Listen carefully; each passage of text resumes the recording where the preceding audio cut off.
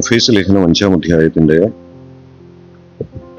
18-ാമത്തെ വാക്യം നമുക്ക് വായിക്കാം. എഫേസ്യ ലേഖനം 5-ാം അധ്യായം 18-ാമത്തെ വാക്യം.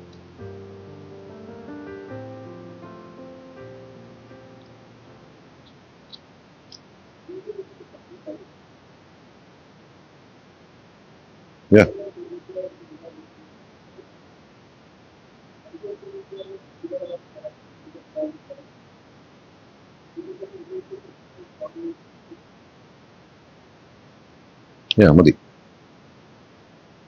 പരിശുദ്ധാത്മാവ് എന്നുള്ള ആ വിഷയത്തെ ആണല്ലോ നമ്മളിപ്പോൾ പഠിച്ചുകൊണ്ടിരിക്കുന്നത്.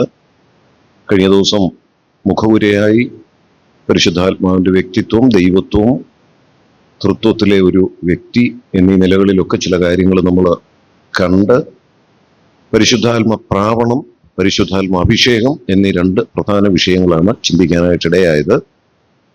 ആ ക്ലാസ്സിൽ നാം കാണുകയുണ്ടായി, നാം രക്ഷിക്കപ്പെട്ട അതേ നിമിഷം തന്നെ പരിശുദ്ധാത്മാവിനെ പ്രാപിച്ചിട്ടുണ്ട്. രക്ഷിക്കപ്പെട്ട അതേ നിമിഷം തന്നെ പരിശുദ്ധാത്മ അഭിഷേകവും നമുക്ക് ലഭിച്ചിട്ടുണ്ട്. പരിശുദ്ധാത്മ അഭിഷേകം നമ്മെ ശുശ്രൂഷയ്ക്കായിട്ട് ഒരുക്കിയിരിക്കുന്നു എന്നുള്ളതിൻ്റെ തെളിവ് കൂടിയാണ്. അതോടൊപ്പം പരിശുദ്ധാത്മാവിനെ നമുക്ക് അച്ചാരമായി നൽകിയിരിക്കുന്നു, പരിശുദ്ധാത്മാവിനാൽ നാം മുദ്രയിടപ്പെട്ടിരിക്കുന്നു എന്നീ വിഷയങ്ങളും അല്പമായിട്ട് നാം ഒന്ന് കണ്ടാണ് പോയത്. ഇന്ന് ഈ രാവിലത്തെ സെഷനിൽ നാം ചിന്തിക്കാൻ പോകുന്നത് പരിശുദ്ധാത്മ നിറവ് എന്നുള്ള വിഷയമാണ്. ഇവിടെ എഫേസ്യ ലേഖനം 5-ാം അധ്യായത്തിന്റെ 18-ാമത്തെ വാക്യത്തിൽ ആത്മാവ് നിറഞ്ഞവരായി എന്ന് നാം വായിക്കുന്നു. നാം ഇംഗ്ലീഷിലും മറ്റ് ഭാഷ ഒക്കെ നമ്മൾ വായിച്ചാൽ അവിടെ അതൊരു കൽപ്പനയായിട്ട് തന്നിരിക്കുന്നത് എന്ന് മനസ്സിലാക്കാം. Be filled with the Holy Spirit, പരിശുദ്ധാത്മാവിൽ നിറയണം എന്നുള്ള ഒരു കൽപ്പനയാണ്. പരിശുദ്ധാത്മാവിനോട് ബന്ധപ്പെട്ട് നമ്മൾ വേദപുസ്തകം ആദിയോടന്തം പഠിച്ചാൽ നാം പ്രാപിച്ചെടുക്കേണ്ടതായി പറഞ്ഞിട്ടുള്ള ഒരൊറ്റ കാര്യമേ ഉള്ളൂ, അത് പരിശുദ്ധാത്മ നിറവാണ്. പരിശുദ്ധാത്മ പ്രാവണം എന്ന് പറയുന്നത് കർത്താവിൽ വിശ്വസിച്ചപ്പോൾ ദൈവം നമുക്ക് തന്നതാണ്. പരിശുദ്ധാത്മ അഭിഷേകം എന്ന് പറയുന്നത് നാം രക്ഷിക്കപ്പെട്ടപ്പോൾ ദൈവം നമ്മെ അഭിഷേകം ചെയ്തതാണ്. അതുപോലെ തന്നെ നമ്മൾ ചിന്തിച്ചില്ല, വേറെയും പല വിഷയങ്ങൾ അതോട് ബന്ധപ്പെട്ടുണ്ട്. പരിശുദ്ധാത്മ സ്നാനം ഉൾപ്പെടെ പല വിഷയങ്ങളുണ്ട്. ഇതെല്ലാം നമ്മൾ വെവ്വേറെയായിട്ട് അത് വിശദമായിട്ട് പഠിച്ചാൽ ഇതെല്ലാം ദൈവം നമുക്ക് തന്ന കാര്യങ്ങളാണ്. എന്നാൽ നമ്മുടെ പ്രായോഗിക ജീവിതത്തിൽ വിശ്വാസികളെ സംബന്ധിച്ച്, രക്ഷിക്കപ്പെട്ടവരെ സംബന്ധിച്ച് പരിശുദ്ധാത്മാവിനോട് ബന്ധപ്പെട്ട കൽപ്പനയായിട്ട് പറഞ്ഞിട്ടുള്ള നാം പ്രാപിക്കേണ്ടതായ ഒരു കാര്യമായിട്ട് പറഞ്ഞിട്ടുള്ള ഒരേ ഒരു വിഷയം പരിശുദ്ധാത്മാവിൽ നിറയണം എന്നുള്ളതാണ്. പരിശുദ്ധാത്മാവിൽ നിറയുവീൻ, be filled with the Holy Spirit. എന്താ ഈ പരിശുദ്ധാത്മാവിൽ നിറയുക എന്നുള്ളത് കൊണ്ട് അർത്ഥമാക്കുന്നത്?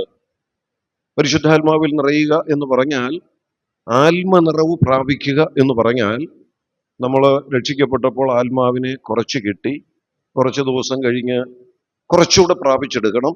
അങ്ങനെ കുറേശ്ശെയായി ചില നാളുകൾ കൊണ്ട് അത് മുഴുവനായിട്ട് പ്രാപിച്ചെടുക്കുക എന്നുള്ള അർത്ഥമല്ല. അങ്ങനെയല്ല എന്ന് പറയാനുള്ള പ്രധാന കാരണമെന്ന് പറയുന്നത്, പരിശുദ്ധാത്മാവ് ഒരു വ്യക്തിയാണ്. ഒരു വ്യക്തി ഒരു സ്ഥലത്തേക്ക് പ്രവേശിച്ചു എന്ന് പറഞ്ഞാൽ ആ വ്യക്തിയുടെ കുറച്ച് കയറി പിന്നെ കുറച്ച് പിന്നെ അങ്ങനെയല്ല. ആ വ്യക്തി ഒരു സ്ഥലത്തേക്ക് വന്നെന്ന് പറഞ്ഞാൽ ആ വ്യക്തി പൂർണ്ണമായിട്ട് ആ സ്ഥലത്ത് പ്രവേശിച്ചു എന്ന അർത്ഥം. അങ്ങനെയാണെങ്കിൽ പരിശുദ്ധാത്മാവ് നമ്മിലേക്ക് വന്നു എന്ന് പറഞ്ഞാൽ പരിശുദ്ധാത്മാവിനെ പൂർണ്ണമായിട്ട് നമുക്ക് ലഭിച്ചു എന്ന. എന്നാൽ ഇന്നലെ നമ്മൾ ചിന്തിച്ചതുപോലെ ആ പൂർണ്ണമായിട്ട് ലഭിച്ചപ്പോഴും ദൈവം നമുക്ക് തരാൻ ഉദ്ദേശിച്ചിട്ടുള്ള അനുഗ്രഹങ്ങളുടെ അഡ്വാൻസേ ആയിട്ടുള്ളൂ. അത് അതിൻ്റെ മറുവശം. എന്നാൽ ആ അഡ്വാൻസായി പരിശുദ്ധാത്മാവിനെ നമുക്ക് തന്നപ്പോൾ ഭാഗികമായിട്ടല്ല തന്നത്, മുഴുവനായി നമുക്ക് തന്നിരിക്കുക. അതുകൊണ്ട് പരിശുദ്ധാത്മ നിറവ് എന്ന് പറയുന്നത് ഭാഗികമായി അല്ലെങ്കിൽ കുറേശ്ശെയായി നാം പ്രാപിച്ചെടുക്കേണ്ട ഒരു കാര്യമായിട്ടല്ല ഇരിക്കുന്നത്. പിന്നെ എന്താ പരിശുദ്ധാത്മാവിൽ നിറയുക എന്നതുകൊണ്ട് അർത്ഥമാക്കുന്നത്? അതിന് ശരിയായ അർത്ഥം ഇങ്ങനെയാണ്: be in full control of the Holy Spirit. പരിശുദ്ധാത്മാവിന്റെ പൂർണ്ണ നിയന്ത്രണത്തിന് നാം നമ്മെ തന്നെ ഏൽപ്പിച്ചു കൊടുക്കുക. അതാണ് പരിശുദ്ധാത്മാവിൽ നിറയുക എന്നുള്ളതിന്റെ അർത്ഥം.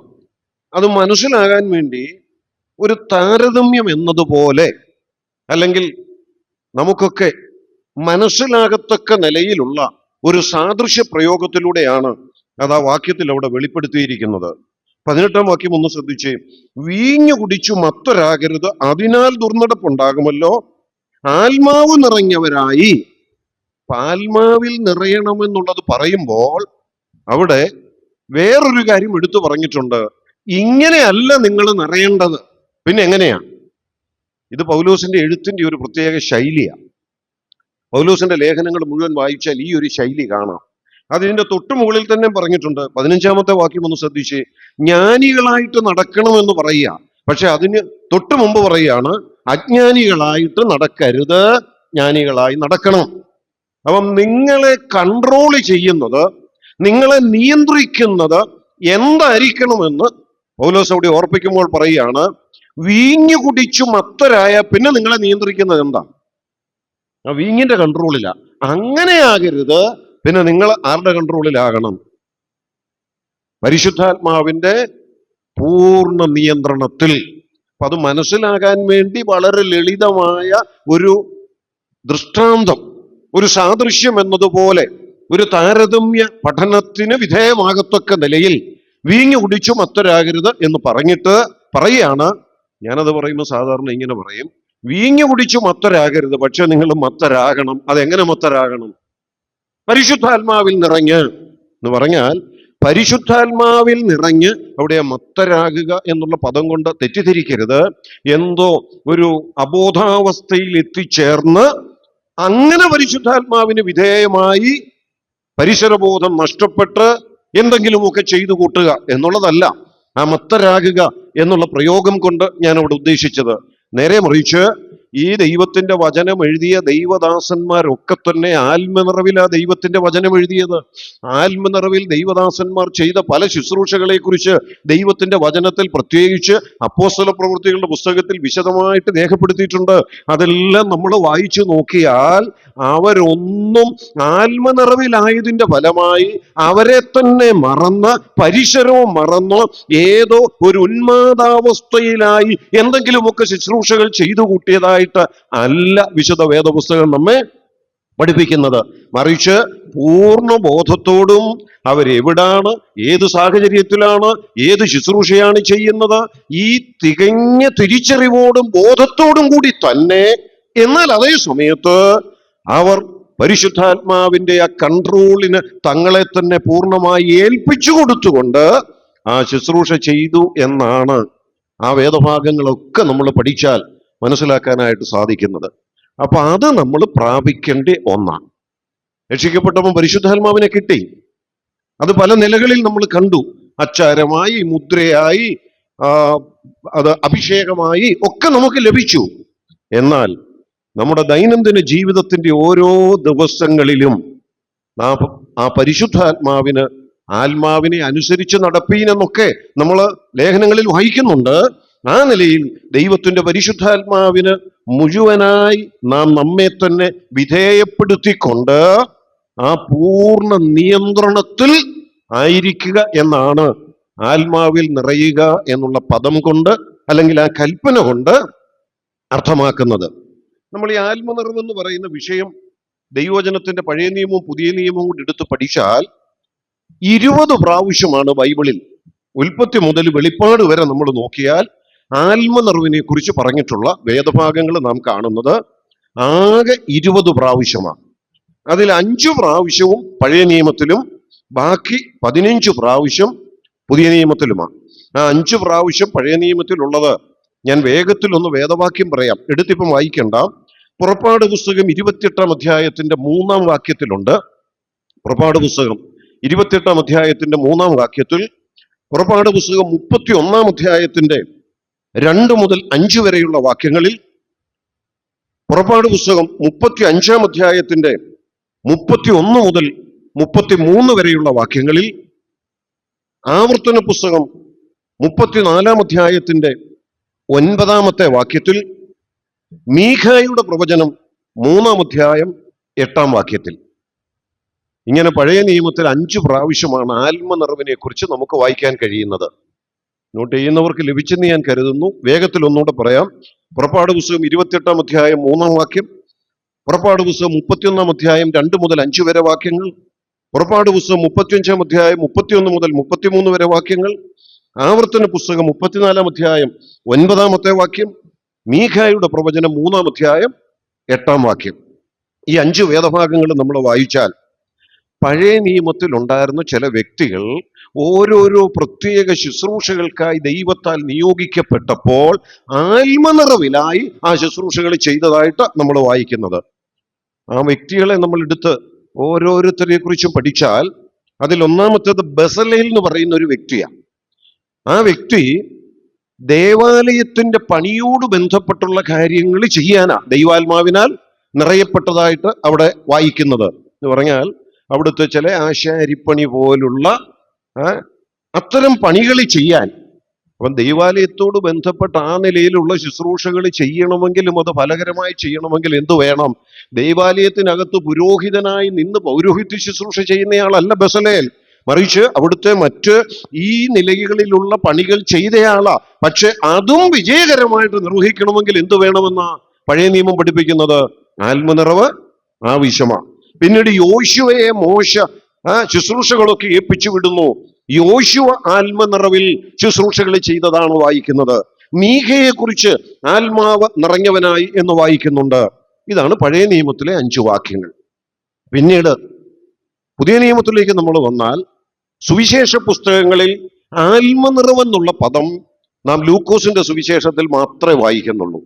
ലൂക്കോസിന്റെ സുവിശേഷം അത് 4 വേദവാക്യങ്ങളാണ് ഉള്ളത്. ലൂക്കോസിന്റെ സുവിശേഷം 1 അധ്യായം 15 വാക്യം, അവിടെ യോഹന്നാൻ സ്നാപകനെ കുറിച്ചാണ് പറയുന്നത്. അവിടെ നമ്മൾ വായിച്ചാൽ അറിയാം, യോഹന്നാൻ സ്നാപകനെ കുറിച്ച് പറയുമ്പോൾ പറയുകയാണ്, അമ്മയുടെ ഗർഭത്തിൽ തന്നെ പരിശുദ്ധാത്മ പൂർണ്ണനായിരുന്നു എന്നാ പറയുന്നത്. അപ്പൊ ആ നിലയിൽ യോഹന്നാൻ സ്നാപകനെ പിന്നീടുള്ള തൻ്റെ ശുശ്രൂഷകൾക്കായി ദൈവം പ്രത്യേകമായി നിയോഗിച്ചയച്ചപ്പോൾ ആത്മനിറവിൽ ആണ് ആ ശുശ്രൂഷകൾ ചെയ്യാനായിട്ട് ദൈവം വിട്ടത് എന്ന് നാം മനസ്സിലാക്കുന്നു. പിന്നീട് നാം എലിസബത്തിനെ കുറിച്ചാണ് ലൂക്കോസിന്റെ സുവിശേഷം 1 അധ്യായം 41 വാക്യത്തിൽ വായിക്കുന്നത്. സഖരിയ പുരോഹിതനെ കുറിച്ച് ലൂക്കോസ് 1:67 വായിക്കുന്നു. ലൂക്കോസ് 4:1 നമ്മുടെ കർത്താവ് തന്നെ ആത്മാവ് നിറഞ്ഞവനായി മരുഭൂമിയിലേക്ക് പോയി. മരുഭൂമിയിലോട്ട് എന്തിനാ പോയത്? പിശാചിനാൽ പരീക്ഷിക്കപ്പെടാനാ. പിശാചിനാൽ പരീക്ഷിക്കപ്പെടാൻ മരുഭൂമിയിലേക്ക് പോയപ്പോൾ എന്തുകൊണ്ട് കർത്താവിന് പിശാചിന്റെ മേൽ വിജയിക്കാൻ കഴിഞ്ഞു എന്ന് ചോദിച്ചാൽ നമുക്ക് ഈ ഭാഗം കൂടെ ചേർത്ത് പറയുകയാണെങ്കിൽ ഇങ്ങനെ പറയാം, അങ്ങോട്ട് ആത്മനിറവിലാ പോയത്. അതുകൊണ്ട് പിശാചിന് കർത്താവിനെ ഒന്നും ചെയ്യാൻ പറ്റത്തില്ല. പുതിയ നിയമത്തിൽ ഇത് നമ്മോടുള്ള ബന്ധത്തിലും പറയുന്നുണ്ട് കേട്ടോ. ആത്മനിറവിന്റെ ഫലമായി പിശാചിന്റെ തന്ത്രങ്ങളെ അറിഞ്ഞ് അതിനെ തോപ്പിച്ച് വിജയിച്ച് ജീവിക്കണമെന്നുള്ളത് ഒരു പ്രമാണമായിട്ട് നാം വായിച്ച എഫേസ്യ ലേഖനത്തിന്റെ മുമ്പോട്ടുള്ള വാക്യങ്ങളിൽ പറയുന്നുണ്ട്. ഞാൻ അല്പമായിട്ട് അതും ഒന്ന് സൂചിപ്പിക്കാം. അപ്പൊ ഇപ്പൊ എത്ര വേദവാക്യങ്ങള് പഴയ നിയമത്തിലും പുതിയ നിയമത്തിൽ സുവിശേഷ പുസ്തകങ്ങളിലുമായിട്ട് ആത്മനിറവിനെ കുറിച്ചുള്ളത് നമ്മൾ കണ്ടു. 5 ഉം 4 ഉം 9. ഇനിയും 11 വാക്യങ്ങളും പുതിയ നിയമത്തിലാണ്. അതിലൊന്ന് നമ്മൾ ആദ്യം വായിച്ചു. ലേഖനങ്ങളിൽ ആകെ ലേഖനത്തിൽ ആത്മനിറവിനെ കുറിച്ച് പറയുന്ന ഒറ്റ വാക്യമേ ഉള്ളൂ. അത് എഫേസ്യ ലേഖനമാണ്. 5 അധ്യായത്തിന്റെ 18 വാക്യം കൽപ്പനയായിട്ട് തന്നിരിക്കുന്നത്. ബാക്കി 10 നമ്മൾ വായിക്കുന്നത് ദൈവസഭയുടെ പ്രാരംഭ നൂറ്റാണ്ടിലെ ചരിത്രം രേഖപ്പെടുത്തിയിരിക്കുന്ന അപ്പോസ്തല പ്രവൃത്തികളുടെ പുസ്തകത്തിലാണ്. അപ്പോസ്തല പ്രവൃത്തികളുടെ പുസ്തകത്തിലെ ഓരോന്നും നമ്മൾ വിശദമായിട്ട് നോക്കേണ്ടതാണ്. പക്ഷെ പിന്നീട് നിങ്ങൾ നോക്കിയാൽ മതി. ഞാൻ ആ റെഫറൻസുകൾ വേഗത്തിൽ പറയാം. അപ്പോസ്തല പ്രവൃത്തികളുടെ പുസ്തകം 2 അധ്യായത്തിന്റെ 4 വാക്യത്തിൽ അത് പെന്തക്കോസ്ത് നാളിൽ കൂടി വന്നവരെല്ലാവരും ആത്മാവിൽ നിറഞ്ഞെന്നും വരം ലഭിച്ചവർ അതിനനുസരിച്ച് അന്യഭാഷ പറഞ്ഞെന്നും അവിടെ പറയുന്നത്. അപ്പം അപ്പോസ്തല പ്രവൃത്തികളുടെ പുസ്തകം 2 അധ്യായം 4 വാക്യത്തിൽ ആത്മനിറവിനെ കുറിച്ച് പറയുന്നുണ്ട്. 4 അധ്യായത്തിന്റെ 8 വാക്യത്തിൽ പത്രോസ് ആത്മാവിൽ നിറഞ്ഞ കാര്യം പറയുന്നുണ്ട്. 4-ാം അധ്യായം 31-ാം വാക്യത്തിൽ പിന്നെയും പത്രോസ് ആത്മനിറവിലായ കാര്യം പറയുന്നുണ്ട്. 6-ാം അധ്യായത്തിന്റെ 3-ാം വാക്യത്തിലും 6-ാം അധ്യായത്തിന്റെ 5-ാം വാക്യത്തിലും ദേവാലയത്തിലെ ചില പ്രത്യേക ശുശ്രൂഷകൾ, സഭയോട് ബന്ധപ്പെട്ട് ചില പ്രത്യേക ശുശ്രൂഷകൾ ചെയ്യുവാൻ യോഗ്യരായവരുടെ കാര്യം പറയുന്നിടത്ത്, ഒരു യോഗ്യത പറയുന്നിടത്ത് പറയുന്നുണ്ട് ആത്മനിറവുള്ളവരായിരിക്കണം എന്ന്. 7-ാം അധ്യായം 55-ാം വാക്യത്തിൽ സ്തേഫാനോസ് ആത്മനിറവിലായ കാര്യം പറയുന്നുണ്ട്. 9-ാം അധ്യായത്തിന്റെ 17-ാം വാക്യത്തിൽ ശൗല് ആത്മനിറവിലായി. 11-24 ബർന്നബാസ് ആത്മനിറവുള്ളവനായിരുന്നു. 13-9 ശൗൽ ആത്മനിറവുള്ളവനായിരുന്നു. 13-52 ക്രിസ്തു ശിഷ്യന്മാരെ കുറിച്ച് പറഞ്ഞപ്പോൾ ആത്മനിറവ് അവർക്കുള്ളതായിട്ടും പറയുന്നു. ഇങ്ങനെ അപ്പോസ്തല പ്രവൃത്തികളുടെ പുസ്തകത്തിൽ 10 വാക്യങ്ങളാണ് ആത്മനിറവിനെ കുറിച്ച് പറയുന്നതായിട്ട് നമുക്ക് കാണാനായിട്ട് സാധിക്കുന്നത്. ഇവിടെ നമ്മൾ മനസ്സിലാക്കേണ്ട ഒരു കാര്യം, സാധാരണ ആത്മനിറവെന്ന് പറയുമ്പോഴും ചിലർ ആത്മനിറവിനെ കുറിച്ച് പറയുമ്പോൾ ഇങ്ങനെ പറയാറുണ്ട്, ആത്മനിറവ് ലഭിച്ചാൽ അതിന്റെ ഫലമായിട്ട് ചില പ്രത്യേകതകൾ അവരുടെ ജീവിതത്തിൽ ഉണ്ടാകും എന്ന് പറഞ്ഞാൽ ചില പ്രത്യേക കൃപാവരങ്ങൾ അവര് വെളിപ്പെടുത്തും. സാധാരണ പറയുമ്പോൾ മറ്റു ചില സഭാവിഭാഗങ്ങൾ പറയുമ്പോൾ അത് ഏത് ശുശ്രൂഷയുടെ കാര്യമായിരിക്കും? അന്യഭാഷ. ആത്മനിറവിന്റെ ഏകവും പ്രത്യക്ഷവുമായ ഒരു അടയാളമായി അന്യഭാഷയെ കുറിച്ച് ചിലർ പറയാറുണ്ട്. പക്ഷെ നമ്മൾ ഈ ഭാഗങ്ങളൊന്ന് വായിച്ചു നോക്കണേ. വേദപുസ്തകത്തിൽ ആകെ ആത്മനിറവിനെ കുറിച്ച് പറയുന്ന എത്ര വാക്യമേ ഉള്ളൂ? 20 വാക്യമേ ഉള്ളൂ. അത് പഴയ നിയമത്തിലേത് പോട്ടെ, ദൈവസഭയോട് ബന്ധപ്പെട്ടല്ല. പുതിയ നിയമത്തിലും സുവിശേഷ പുസ്തകങ്ങളിൽ ലൂക്കോസിന്റെ സുവിശേഷത്തിൽ പറഞ്ഞിരിക്കുന്നതും ദൈവസഭയോട് ബന്ധപ്പെട്ടുള്ള ശുശ്രൂഷകളല്ല, മറിച്ച് അതിനു മുമ്പുള്ള കാലഘട്ടമാണ്. യോഹന്നാൻ സ്നാപകനാകട്ടെ, എലിശബത്ത് ആകട്ടെ, സഖരിയാവാകട്ടെ, യേശു ആത്മാവിൽ നിറഞ്ഞതും പരീക്ഷിക്കപ്പെട്ടതും ഒക്കെ ദൈവസഭ സ്ഥാപിക്കപ്പെടുന്നതിന് മുമ്പാ. പിന്നീട് ദൈവസഭയോട് ബന്ധപ്പെട്ട് 10ഉം 1ഉം 11 വേദഭാഗങ്ങൾ പറയുന്നിടത്ത്, ഇനി അല്ല പഴയ നിയമത്തിലേതും കൂടെ കൂട്ടി ചിന്തിച്ചാലും ബൈബിളിൽ ആത്മനിറവിനെ കുറിച്ച് പറയുന്ന 20 വേദഭാഗങ്ങളും എടുത്ത് നമ്മളൊന്ന് പഠിച്ചു നോക്കിയാൽ ആത്മാവിൽ നിറഞ്ഞ് ഓരോ സ്ഥലത്തും ചില ശുശ്രൂഷകൾ ചെയ്തിട്ടുണ്ട്. പക്ഷേ ആത്മനിറവിൽ ശുശ്രൂഷ ചെയ്തതായി പറയുന്ന വേദഭാഗങ്ങളിൽ അന്യഭാഷ പറഞ്ഞതായി പറയുന്ന ഒരൊറ്റ വാക്യമേ ബൈബിളിലുള്ളൂ, ഒരൊറ്റ വേദഭാഗമേ ബൈബിളിലുള്ളൂ. അതേതാ? അപ്പോസ്തല പ്രവൃത്തികളുടെ പുസ്തകം 2-ാം അധ്യായം. ആത്മനിറവിലായാൽ അന്യഭാഷ പറഞ്ഞേ ഒക്കൂ എന്നുണ്ടെങ്കിൽ ബാക്കി 19 എന്തുകൊണ്ടത് നടന്നില്ല? ബാക്കി 19 സ്ഥലത്തും അതല്ലല്ലോ സാധിച്ചത്. വേറെ ചില ശുശ്രൂഷകളെ കുറിച്ചല്ലേ പറയുന്നത്. അതെന്താണെന്ന് ചിലത് മാത്രം നമുക്ക് വേഗത്തിൽ ഒന്ന് നോക്കാം. അതുകൊണ്ട് ഞാൻ ഇങ്ങനെ പറയട്ടെ, ആത്മനിറവിലാകുക എന്ന് പറഞ്ഞാൽ അതിൻ്റെ അടയാളമായി, ഏക അടയാളമായി അന്യഭാഷ എന്ന് പറയുന്നത് ആയിരിക്കുന്നില്ല. അത് പ്രത്യേകം നമ്മൾ മനസ്സിലാക്കണം. ബൈബിളിൽ ആകെ ഒരു സ്ഥലത്തെ പറയുന്നുള്ളൂ. ആ പറയുന്നിടത്ത് തന്നെ നമ്മൾ ശ്രദ്ധിച്ചാൽ അറിയാം. ആ വാക്യം ഒന്ന് വായിക്കാം. അപ്പോസ്തല പ്രവൃത്തികളുടെ പുസ്തകം 2-ാം അധ്യായത്തിന്റെ 4-ാമത്തെ വാക്യത്തിലാണ്. ഞാൻ ആ 1 മുതലുള്ള വാക്യങ്ങളൊന്ന് വായിച്ചു കേൾപ്പിക്കാം, നിങ്ങൾ ശ്രദ്ധിച്ചാൽ മതി. പെന്തക്കോസ്ത് നാൾ വന്നപ്പോൾ എല്ലാവരും ഒരു സ്ഥലത്ത് ഒന്നിച്ചു കൂടിയിരുന്നു. ഇവിടെ ഈ പെന്തക്കോസ്ത് നാൾ ഏതാണെന്നൊക്കെ നമുക്കറിയാമല്ലോ. നമ്മുടെ കർത്താവിന്റെ ഉയർപ്പിന്റെ 50-ാമത്തെ ദിവസം, അന്നാണ് വാഗ്ദത്ത വിഷയമായ പരിശുദ്ധാത്മാവ് ഇറങ്ങി വന്നത്. അന്നാണ് ആ ആത്മ അഭിഷേകം സഭയോടുള്ള ബന്ധത്തിൽ ശരീരം അഭിഷിക്തമായത്. അന്നാണ് പരിശുദ്ധാത്മ സ്നാനം നടന്നത്. അന്നാണ് എന്നേക്കും സഭയോടുകൂടിയിരിക്കാൻ പരിശുദ്ധാത്മാവ് ഇറങ്ങി വന്നത്. അന്നാണ് ആ പരിശുദ്ധാത്മ സ്നാനത്തിന്റെ ഫലമായി ദൈവസഭ രൂപം കൊണ്ടത്. ഇങ്ങനെ പല ചരിത്ര സംഭവങ്ങളും നടന്ന ഒരു ദിവസമാണ് അപ്പോസ്തല പ്രവൃത്തികളുടെ പുസ്തകം 2-ാം അധ്യായത്തിൽ പറയുന്ന 50-ാമത്തെ ദിവസം, പെന്തക്കോസ്ത് നാൾ. അന്ന് എല്ലാവരും ഒന്നിച്ചൊരിടത്ത് കൂടിയിരുന്നു. പെട്ടെന്ന് കൊടിയ കാറ്റടിക്കുന്നത് പോലെ ആകാശത്തു നിന്ന് ഒരു മുഴക്കമുണ്ടായി. അവർ ഇരുന്നിരുന്ന വീട് മുഴുവനും നിറച്ചു. അഗ്നിജ്വാല പോലെ പിളർന്നിരിക്കുന്ന നാവുകൾ അവർക്ക് പ്രത്യക്ഷമായി. അവരിൽ ഓരോരുത്തന്റെ മേൽ പതിഞ്ഞു. എല്ലാവരും പരിശുദ്ധാത്മാവ് നിറഞ്ഞവരായി. അന്ന് അവിടെ കൂടിയിരുന്ന ആളുകളുടെ എണ്ണത്തെക്കുറിച്ചൊക്കെ പല അഭിപ്രായങ്ങളുണ്ട്. അതുകൊണ്ട് അതിന്റെ എണ്ണത്തെക്കുറിച്ചൊരു കൃത്യമായ പഠിപ്പിക്കലിനല്ല ഇപ്പൊ നമുക്ക് സമയമുള്ളത്. അതുകൊണ്ട് ഞാൻ അങ്ങോട്ട് പോകുന്നില്ല. എന്നാൽ അവിടെ കൂടിയിരുന്നവരെ ഇവിടെ രേഖപ്പെടുത്തിയിരിക്കുന്നു, ശ്രദ്ധിച്ച്. എല്ലാവരും പരിശുദ്ധാത്മാവ് നിറഞ്ഞവരായി. 120 പേരാണെന്നും അല്ല, വേറെ ചില സംഖ്യകളും ഒക്കെ പല അഭിപ്രായങ്ങളുണ്ട്. അതെത്രയും ആയിക്കൊള്ളട്ടെ, അന്ന് അവിടെ കൂടിയിരുന്ന എല്ലാവരും, ആ വാക്ക് പ്രത്യേകം ശ്രദ്ധിക്കണം, എല്ലാവരും പരിശുദ്ധാത്മാവ് നിറഞ്ഞവരായി. എല്ലാവരും പരിശുദ്ധാത്മാവ് നിറഞ്ഞവരായി. എന്നിട്ട് അടുത്ത വാക്ക് ശ്രദ്ധിച്ച്, ആത്മാവ് അവർക്ക് ഉച്ചരിപ്പാൻ നൽകിയതുപോലെ അന്യഭാഷകളിൽ സംസാരിച്ചു തുടങ്ങി. അത് വായിച്ചിട്ട് നിങ്ങൾക്ക് എന്ത് തോന്നുന്നു? അന്ന് അവിടെ കൂടിയിരുന്ന എല്ലാവരും ആത്മാവ് നിറഞ്ഞവരായി. എല്ലാവരും അന്യഭാഷ സംസാരിച്ചതായി തോന്നുന്നു, അതോ എല്ലാവരും ആത്മാവിൽ നിറഞ്ഞു? ആർക്കൊക്കെ അന്യഭാഷ സംസാരിപ്പാൻ വരം ലഭിച്ചോ അവര് അന്യഭാഷകളിലും സംസാരിച്ചു. ഇതിലേതാ വായിച്ചിട്ട് തോന്നുന്നത്?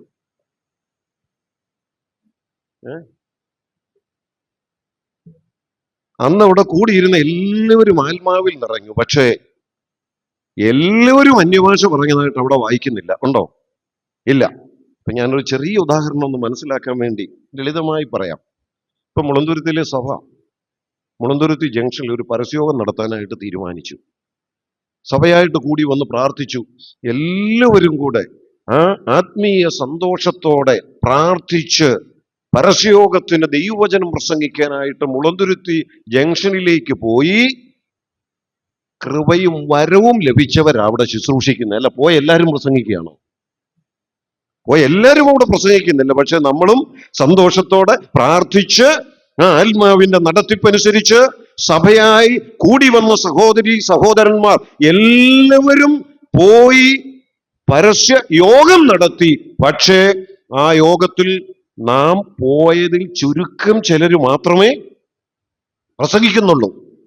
പക്ഷെ പറയുമ്പോൾ അത് ആര് നടത്തിയതായിട്ടാ? സഭയായി പോയി സുവിശേഷം അറിയിച്ചു എന്ന് പറഞ്ഞാൽ പോയ എല്ലാവരും അവിടെ പ്രസംഗിച്ചല്ല. അല്ല, അതിന്റെ അർത്ഥം സഭയായിട്ട് ശുശ്രൂഷ ചെയ്തു, നമ്മളും അതിൽ പോയി, നമ്മളും സഹകരിച്ചു, എല്ലാം ശരിയാ. പക്ഷേ അവിടെ 1-2 പേര് അതിനുവേണ്ടി പ്രത്യേകം കൃപ ലഭിച്ച അല്ലെ നിയോഗിക്കപ്പെട്ടവർ മാത്രം സംസാരിച്ചു എന്നതുപോലെ അന്ന് കൂടി വന്ന എല്ലാവരുടെ മേലും പരിശുദ്ധാത്മാവ് വന്നു. എല്ലാവരും പരിശുദ്ധാത്മാവിൽ നിറഞ്ഞു. എന്നിട്ട് അടുത്ത് പറയുക, ആത്മാവ് ഉച്ചരിപ്പാൻ നൽകിയതുപോലെ എന്ന് പറഞ്ഞാൽ അന്യഭാഷ പറയാൻ ആർക്കൊക്കെ ആത്മാവ് കൊടുത്തോ അവർ അന്യഭാഷ പറഞ്ഞു. അത്രേ ഉള്ളെന്നുള്ളതിന്റെ തെളിവ് എന്നാണെന്നറിയാമോ? താഴോട്ട് വരുമ്പോൾ വായിച്ചാൽ മതി. ഈ അന്യഭാഷ പറയുന്നത് വലിയൊരു ജനക്കൂട്ടം അവിടെ വന്നത്. 3000 പേര് തന്നെ രക്ഷിക്കപ്പെട്ടു. അപ്പൊ അതിൽ അധികം ആളുകൾ അവിടെ വന്നു. അവരെല്ലാം യഹൂദ പശ്ചാത്തലമുള്ളവരാ, ചെതറിപ്പോയ യഹൂദന്മാരാ, അല്ലെങ്കിൽ യഹൂദ മത അനുസാരികളാ. ഈ വന്ന വലിയ ജനക്കൂട്ടം ഇതൊക്കെ കേട്ടപ്പം അവരിൽ ചിലർക്കൊക്കെ തോന്നി, ഇതെന്ത് ഈ പറയുന്നേ? നമ്മൾ പോയ സ്ഥലത്തു നിന്നാണ് നമ്മളിപ്പോ ഈ മടങ്ങി വന്നേ, അവിടുത്തെ ഭാഷത്തെ ഇപ്പൊ ഇവരൊക്കെ നിന്നോണ്ട് സംസാരിക്കുന്നു. അങ്ങനെയാണെങ്കിൽ ഇവര് വീഞ്ഞു കുടിച്ചതായിരിക്കും. അങ്ങനെ ഒരു സംസാരം അവരുടെ ഇടയിൽ ഉണ്ടായി, ഇല്ലേ? ഈ സംസാരം ഉണ്ടായപ്പോൾ പത്രോസ് മുൻപോട്ട് വന്നു. 14-ാമത്തെ വാക്യം ശ്രദ്ധിച്ചേ. 13-ാമത്തെ വാക്യത്തിൽ പറയുന്നുണ്ട്, ഇവർ പുതുവീഞ്ഞു കുടിച്ചിരിക്കുന്നു എന്ന് ചിലർ അവരെ പരിഹസിച്ചു. ഇത് കേട്ടപ്പം പത്രോസ് ഈ സംസാരിച്ച ആളുകളെയും കൊണ്ട് മുൻപോട്ട് വന്ന് സ്റ്റേജിലോട്ട് നിർത്തിയിട്ട് പറയുന്നത് ശ്രദ്ധിച്ചേ. 14-ാം വാക്യം, അപ്പോൾ പത്രോസ് 11 പേരോടുകൂടെ നിന്നുകൊണ്ട് ഉറക്കെ അവരോട് പറഞ്ഞത്, യഹൂദ പുരുഷന്മാരും യെരൂശലേമിൽ പാർക്കുന്ന എല്ലാവരുമായുള്ളവരെ, ഇത് നിങ്ങൾ അറിഞ്ഞിരിക്കട്ടെ, എന്റെ വാക്ക് ശ്രദ്ധിച്ചുകൊള്ളുവീൻ. നിങ്ങൾ ഊഹിക്കുന്നത് പോലെ ഇവർ ലഹരി പിടിച്ചവർ അല്ല. അപ്പൊ ആരെ സംസാരിച്ചിട്ടുള്ളൂ? ആരെ കൊണ്ടാ പത്രോസ് ഇപ്പൊ മുമ്പോട്ട് വന്നേ? ആരെക്കുറിച്ചാ ജനത്തിന് സംശയം? അന്യഭാഷ സംസാരിച്ചവരെ കുറിച്ചാ. ഇവര് പുതുവീഞ്ഞു കുടിച്ചിട്ടായിരിക്കും സംസാരിക്കുന്നതെന്ന് പറഞ്ഞപ്പോൾ ആ സംസാരിച്ച ആളുകളെ പത്രോസ് പിടിച്ച് സ്റ്റേജിലേക്ക് കൊണ്ടുവന്നു. അങ്ങനെ സ്റ്റേജിലേക്ക് കൊണ്ടുവന്നിട്ട് അവരോട് പറയുകയാണ്, ദേ ഇവരല്ലേ അന്യഭാഷ പറഞ്ഞത്, നിങ്ങൾ വിചാരിക്കുന്ന പോലെ ഇവര് വീഞ്ഞു കുടിച്ചിട്ടൊന്നും അല്ല പറയുന്നത് എന്ന് പറയുമ്പോൾ പത്രോസ് എത്ര പേരുമായിട്ടാണ് അവിടെ നിൽക്കുന്നത്? 12 ഇല്ല ശരിക്കും പറയുന്നത്. ആ അപ്പോൾ പത്രോസ് 11 പേരോടുകൂടെ നിന്നുകൊണ്ട് എന്ന് പറയുമ്പോൾ ശരിക്കു പറഞ്ഞാൽ 11 ഇല്ല, യൂദാസ് പോയി, പിന്നെ പോയിട്ട് 10 ഉള്ളൂ.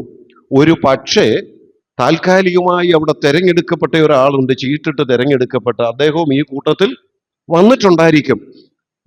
അതുകൊണ്ടായിരിക്കാം ഒരുപക്ഷെ 11 പേരോടുകൂടെ അവിടെ പറഞ്ഞിരിക്കുന്നത്. ഇനി അതെന്തുമാകട്ടെ, ആ 11 പേരോടുകൂടെ പത്രോസോട് അവിടെ നിന്നെങ്കിൽ പത്രോസ് പറയുന്ന വാക്കൊന്ന് ശ്രദ്ധിച്ചേ. നിങ്ങൾ വിചാരിക്കുന്നത് പോലെ അല്ലെ ഊഹിക്കുന്നത് പോലെ, ആ വാക്കൊന്ന് ശ്രദ്ധിച്ചേ. ഇവർ ഇവർ അപ്പൊ പത്രോസും അവിടെ അന്യഭാഷ പറഞ്ഞായിരുന്നെങ്കിൽ പത്രോസ് എന്തു പറഞ്ഞേനെ? നിങ്ങൾ ഊഹിക്കുന്നത് പോലെ ഞങ്ങൾ വീഞ്ഞു കുടിച്ചതൊന്നുമല്ല. പക്ഷെ പത്രോസ് പറയുന്ന വാക്ക് ശ്രദ്ധിച്ച്, നിങ്ങൾ ഊഹിക്കുന്നത് പോലെ ഇവര് വീഞ്ഞു കുടിച്ചവരല്ല എന്ന് പറഞ്ഞാൽ ഞാൻ അവിടെ നിന്ന് ഇങ്ങനെ പറയട്ടെ, അപ്പൊ അന്ന് അവിടെ പത്രോസ് ആത്മനിറവിലായില്ലേ? പിന്നെ പത്രോസ് ആത്മനിറവിലായതുകൊണ്ടാണല്ലോ പത്രോസ് ഒറ്റ പ്രസംഗം പ്രസംഗിച്ചപ്പോൾ 3000 ആളുകൾ രക്ഷിക്കപ്പെട്ടത്. അപ്പൊ അന്ന് ആത്മനിറവിലായതിന്റെ പത്രോസ് ചെയ്യുന്ന ശുശ്രൂഷ എന്ന് പറയുന്നത് അന്യഭാഷ പറയല്ല, പത്രോസ് സുവിശേഷം അവരുടെ ഭാഷയിൽ പറഞ്ഞു കേൾപ്പിച്ചു, നല്ലൊരു പ്രസംഗം നടത്തി. പക്ഷേ ബാക്കിയുള്ളവർ അന്യഭാഷ പറഞ്ഞത്. അതുകൊണ്ട് ഞാൻ ഇങ്ങനെ പറയട്ടെ, ഞാൻ അവിടുന്ന് മനസ്സിലാക്കുന്നത് അന്ന് പത്രോസ് പോലും അന്യഭാഷ പറഞ്ഞില്ല. അപ്പൊ ആത്മനിറവിന്റെ ഏകവും പ്രത്യക്ഷവുമായ അടയാളം അന്യഭാഷ പറയണമെന്നാണ് എങ്കിൽ പത്രോസ് എന്തേ പറയാങ്ങി? അന്ന് ആത്മനിറവിലായതുകൊണ്ട് പത്രോസിനുള്ള ശുശ്രൂഷ വേറെയാ, അത് സുവിശേഷം വ്യക്തമായി പ്രസംഗിക്കുക എന്നുള്ളതാ. പിന്നെ എന്തേ മറ്റുള്ളവർ മാത്രം അവർക്ക് അത് ഉച്ചരിപ്പാനുള്ള വരം കൊടുത്തുള്ളൂ. അപ്പൊ അവിടെ അന്ന് അന്യഭാഷ ഉണ്ടായിരുന്നല്ലോ എന്നൊരു ധ്വനി അവിടെ ലഭിക്കുന്നുണ്ട്. ദൈവം അനുവദിച്ചാൽ വൈകുന്നേരത്തെ ക്ലാസ്സിൽ അന്യഭാഷയോട് ബന്ധപ്പെട്ട് അത് തന്നെ നമുക്ക് ഈ ഒരു 4 ക്ലാസ് എങ്കിലും വേണ്ട ഒരു വിഷയമാണ്. പക്ഷേ വൈകിട്ടത്തെ ക്ലാസ്സിൽ 2ാമത്തെ ക്ലാസ്, ആ ഒരൊറ്റ ക്ലാസ് കൊണ്ട് അന്യഭാഷയോട് ബന്ധപ്പെട്ട അത്യാവശ്യം ചില കാര്യങ്ങൾ നമുക്കൊന്ന് ചിന്തിക്കാം. എന്തിനാ ദൈവം അന്യഭാഷ തന്നതെന്നും അത് ഇന്നുണ്ടോ, അത് ഏത് ഉദ്ദേശത്തോടു കൂടിയാ എന്നൊക്കെ ഉള്ളത് നമുക്ക് അപ്പോൾ അല്പമായിട്ടൊന്ന് ചിന്തിക്കാം. ഏതായാലും ഇപ്പോൾ ഇവിടെ ഞാൻ പറയട്ടെ, ആത്മനിറവിലാകുക എന്ന് പറഞ്ഞാൽ അന്യഭാഷ പറയുക എന്നുള്ളത് അല്ല എന്ന് ബൈബിളിലൂടെ നമുക്ക് വ്യക്തം. കാരണം 20ഓളം ഭാഗങ്ങളിൽ ദൈവസഭയോട് ബന്ധപ്പെട്ട് 10ഉം ഒരു കൽപ്പനയും തന്നിരിക്കുന്ന ഭാഗങ്ങളിൽ എങ്ങും ആത്മനിറവിലായതിന്റെ ഫലമായി അന്യഭാഷ പറയുന്നതായി ബൈബിളിൽ നാം വായിക്കുന്നില്ല. ഒരേ ഒരു സ്ഥലത്ത് മാത്രം, അവിടെ പോലും ആത്മനിറവിലായ എല്ലാവരും അന്യഭാഷ പറഞ്ഞതായിട്ട് നമ്മൾ കാണുന്നുമില്ല. എന്തിനാ ഈ ആത്മനിറവ്? എന്താണെന്ന് ഞാൻ പറഞ്ഞു. ആത്മനിറവ് കൊണ്ട് സാധിക്കേണ്ട കാര്യങ്ങൾ എന്തൊക്കെയാണ് അത് നമ്മൾ കാണണമെങ്കിൽ നമ്മൾ വായിച്ച അപ്പോസ്തല പ്രവൃത്തികളുടെ പുസ്തകത്തിലെ, വായിച്ചില്ല, ഞാൻ റെഫറൻസ് തന്നതേ ഉള്ളൂ, അപ്പോസ്തല പ്രവൃത്തികളുടെ പുസ്തകത്തിലെ ആ 10 വേദഭാഗങ്ങളൊന്ന് എടുത്ത് വിശദമായിട്ട് വായിച്ചാൽ മതി. ആ ഓരോ ഭാഗത്തും ആത്മനിറവിലായതിന്റെ ഫലമായിട്ട് അവരെന്താ ചെയ്തതെന്നുള്ളത് അവിടെ വെളിപ്പെടുത്തുന്നുണ്ട്. ഞാൻ അത് വേഗത്തിലൊന്ന് സൂചിപ്പിക്കാം. എന്നാൽ അതിനു മുൻപ് എഫേസ്യ ലേഖനം 5-ാം അധ്യായം 18-ാം വാക്യത്തിലേക്ക് ഒന്ന് വരികയാണ്. അവിടെ ഒരു കൽപ്പന തരികയാണ്. ആ കൽപ്പന ഇങ്ങനെയാണ്: be filled with the Holy Spirit, ആത്മാവിൽ നിറയുവീൻ. ഈ കൽപ്പന തന്നിട്ട് അതിന്റെ താഴോട്ട് നിങ്ങൾ ശ്രദ്ധിച്ചാൽ അറിയാം, 5ഉം 6ഉം അധ്യായങ്ങളിലായിട്ട് ആത്മാവിൽ നിറഞ്ഞാൽ അത് വെളിപ്പെടേണ്ട മേഖലകൾ ഏതൊക്കെയാണെന്നാ വെളിപ്പെടുത്തുന്നത്. മുൻപോട്ടുള്ള വാക്യങ്ങളിൽ വേഗത്തിൽ ഒന്ന് ശ്രദ്ധിച്ചേ. 18-ാം വാക്യം പറയുന്നു, ആത്മാവ് നിറഞ്ഞവരായി. ഇത് പറഞ്ഞിട്ട് ആത്മാവ് നിറഞ്ഞവരായിട്ട് നിങ്ങൾ എന്തൊക്കെ ചെയ്യണം? സങ്കീർത്തനങ്ങളാലും സ്തുതികളാലും ആത്മീയ ഗീതങ്ങളാലും തമ്മിൽ സംസാരിച്ചും ഹൃദയത്തിൽ കർത്താവിന് പാടിയും കീർത്തനം ചെയ്തും കർത്താവായ യേശുക്രിസ്തുവിന്റെ നാമത്തിൽ ദൈവവും പിതാവുമായവൻ എല്ലായ്പ്പോഴും എല്ലാറ്റിനു വേണ്ടിയും സ്തോത്രം ചെയ്തുകൊണ്ട് അന്യോന്യം ദൈവ ഭയത്തിൽ കീഴ്പ്പെട്ടിരിപ്പീൻ. ക്രിസ്തുവിന്റെ ഭയത്തിൽ. ഇത് എവിടുത്തെ കാര്യമാണ്? ആത്മനിറവിലാകണമെന്നുള്ള കൽപ്പന കൊടുത്തിട്ട് അത് അടുത്ത് പറയുകയാണ്, നിങ്ങൾ ഇന്നിടത്ത് ചെല്ലുമ്പോൾ ഇന്നിന്ന പോലെ പെരുമാറണം. അത് ആത്മനിറവിന്റെ ലക്ഷണമാണ്. ഇത് എവിടുത്തെ കാര്യമാണ് പറയുന്നത്? പറയാമോ? സഭയിലെ കാര്യം അല്ലേ? സഭയോട് ബന്ധപ്പെട്ട സങ്കീർത്തനങ്ങളാലും സ്തുതികളാലും ആത്മീയ ഗീതങ്ങൾ പാടി തമ്മിൽ തമ്മിൽ പ്രബോധിപ്പിച്ച് അന്യോന്യം ക്രിസ്തുവിന്റെ ഭയത്തിൽ കീഴ്പ്പെട്ടിരിക്കുക. ഇങ്ങനെ ദൈവസഭ മുമ്പോട്ട് പോകണമെങ്കിൽ എന്തു വേണം? ആത്മനിറവിലാണെങ്കിലേ ദൈവഭയമുള്ളൂ. ആത്മനിറവിലാണെങ്കിലേ അന്യോന്യം കീഴ്പ്പെട്ടിരിക്കുള്ളൂ. ആത്മനിറവിലാണെങ്കിലേ അന്യോന്യം പ്രബോധിപ്പിച്ചും സ്നേഹത്തിന്റെ ആത്മാവിലും ഐക്യതയുടെ ആത്മാവിലും മുൻപോട്ട് പോകുകയുള്ളൂ. അപ്പൊ ആത്മനിറവിന്റെ ലക്ഷണം എന്താ? ദൈവസഭയിൽ എങ്ങനെ അത് വെളിപ്പെടുന്നത് എന്നുള്ളതാണ് അവിടെ പറയുന്നത്. ഇത് ആത്മനിറവിന്റെ ഒരു ലക്ഷണം. ആത്മനിറവിൽ ഒരു ദൈവപൈതലായിരിക്കുമ്പോൾ ദൈവസഭയിൽ ആ വ്യക്തി എങ്ങനായിരിക്കണം? അത് അന്യഭാഷ പറയുകയല്ല, ചിലപ്പം പ്രസംഗിക്കുകയല്ല, അല്ലാതെ തന്നെ ആത്മനിറവുള്ള വ്യക്തി ദൈവസഭയോട് ബന്ധപ്പെട്ട് എങ്ങനെ ആയിരിക്കണമെന്ന് ആ വേദഭാഗം പറയുന്നു. ദൈവഭയത്തിൽ അന്യോന്യം കീഴ്പ്പെട്ടിരിക്കും. തമ്മിൽ തമ്മിൽ, അവിടെ ആ തമ്മിൽ തമ്മിൽ എന്നൊക്കെ പറയുന്ന ആ ഭാഗങ്ങളും ശ്രദ്ധിച്ച്, തമ്മിൽ സംസാരിച്ചും ഹൃദയത്തിൽ കർത്താവിന് പാടിയും കീർത്തനം ചെയ്തും, അല്ലേ? അപ്പം തമ്മിൽ സംസാരിക്കുക എന്നൊക്കെ പറയുന്നത് അന്യോന്യം ഹൃദയത്തിന് തണുപ്പ് കൊടുക്കത്തക്ക നിലയിൽ, അന്യോന്യം പ്രബോധിപ്പിക്കത്തക്ക നിലയിൽ, അന്യോന്യം ആത്മീയ വർധന ഉണ്ടാകത്തക്ക നിലയിൽ. കൊരിന്ത്യർക്ക് എഴുതിയ 1-ാം ലേഖനം 14-ാം അധ്യായത്തിൽ നമ്മൾ ഇങ്ങനെ വായിക്കുന്നുണ്ട്: സഭയുടെ ആത്മീയ വർധനയ്ക്കായി സഫലന്മാരാകുവാൻ ശ്രമിപ്പീൻ. അപ്പൊ ആ നിലയിൽ ദൈവസഭയോട് ബന്ധപ്പെട്ട് നാം ഓരോരുത്തരും എങ്ങനെ ആയിരിക്കണമെന്നുള്ളത് ദൈവത്തിന്റെ വചനത്തിൽ പറഞ്ഞിട്ടുള്ള പ്രമാണങ്ങൾ അനുസരിച്ചുകൊണ്ട് നാം സഭയ്ക്ക് കീഴ്പ്പെട്ട് സഭയെ അനുസരിച്ച് സഭയിലെ മറ്റുള്ളവർക്ക് ആത്മീയമായ അഭിവൃദ്ധി ലഭിക്കത്തക്ക നിലയിൽ ദൈവഭയത്തോടുകൂടി ജീവിക്കാൻ കഴിയുക എന്ന് പറയുന്നത് ആത്മനിറവിന്റെ ഒരു ലക്ഷണമാണ്. നമ്മൾ ദൈവസഭയിൽ കടന്നു വന്നിട്ട് നമ്മളെ കൊണ്ട് മറ്റുള്ളവർക്ക് ഒരു പ്രയോജനവും കിട്ടുന്നില്ലെങ്കിൽ, നാം ദൈവസഭയിൽ കടന്നു വന്നിട്ട് ആത്മീയമായ ഒരു അനുഗ്രഹം മറ്റുള്ളവർക്ക് ഉണ്ടാകുന്നില്ലെങ്കിൽ, നാം ദൈവസഭയിൽ കടന്നു വന്നിട്ട് ദൈവഭയത്തിൽ അന്യോന്യം കീഴ്പ്പെട്ടിരിക്കാൻ കഴിയുന്നില്ലെങ്കിൽ എന്തില്ലെന്നാ പറയുന്നത്? ആത്മനിറവിലല്ല. ഇവിടെ ആത്മനിറവിലാകണമെന്നുള്ള കൽപ്പന തന്നിട്ടാ പറയുന്നത്. ക്രിസ്തുവിന്റെ ഭയത്തിൽ അന്യോന്യം കീഴ്പ്പെട്ടിരിക്കണം, അന്യോന്യം ആത്മീയ അഭിവൃദ്ധി ലഭിക്കത്തക്ക നിലയിൽ സംസാരിക്കണം, കീർത്തനം പാടി ദൈവത്തെ മഹത്വപ്പെടുത്തിയൊക്കെ മുമ്പോട്ട് പോകണം. ഇതൊക്കെ സാധിക്കണമെങ്കിൽ ഓരോ ദൈവപൈതലും ദൈവസഭയിൽ കടന്നു വരുമ്പോൾ എങ്ങനായിരിക്കണം? ആത്മ നിറവിലായിരിക്കണം. നമ്മളൊക്കെ മനസ്സിൽ പെട്ടെന്ന് ചിന്തിക്കുന്നത് എന്താണെന്നറിയാമോ? അന്ന് അവിടെ വചനം ശുശ്രൂഷിക്കുന്നവര് ആത്മനിറവിലായിരിക്കണം. നമ്മളോ? നമുക്കത് നമ്മളത് കേൾക്കാൻ പോയിരിക്കുന്നല്ല ഉള്ളൂ, അല്ലേ? കർത്തൃമേശ എടുത്തു കൊടുക്കുന്നവർ ആത്മനിറവിലായിരിക്കണം. ശരിയാ, ഇതൊക്കെ ചെയ്യുന്നവരും ആത്മനിറവിലായിരിക്കണം. അപ്പോസ്തല പ്രവൃത്തികളുടെ പുസ്തകം 6-ാം അധ്യായം നിങ്ങൾ പിന്നൊന്ന് വായിച്ചു നോക്കണേ. അവിടെ ദൈവസഭയിലെ ശുശ്രൂഷയ്ക്കായിട്ട് ചില ആളുകളെ തിരഞ്ഞെടുക്കുന്നുണ്ട്. ആ കൂട്ടത്തിൽ ഒരാളാണ് സ്തേഫാനോസ്. സ്തേഫാനോസിനെ ആദ്യമായിട്ടൊരു ശുശ്രൂഷയ്ക്ക് നമ്മൾ കാണുന്നത് എവിടെയാ? മേശയിലെ ശുശ്രൂഷ.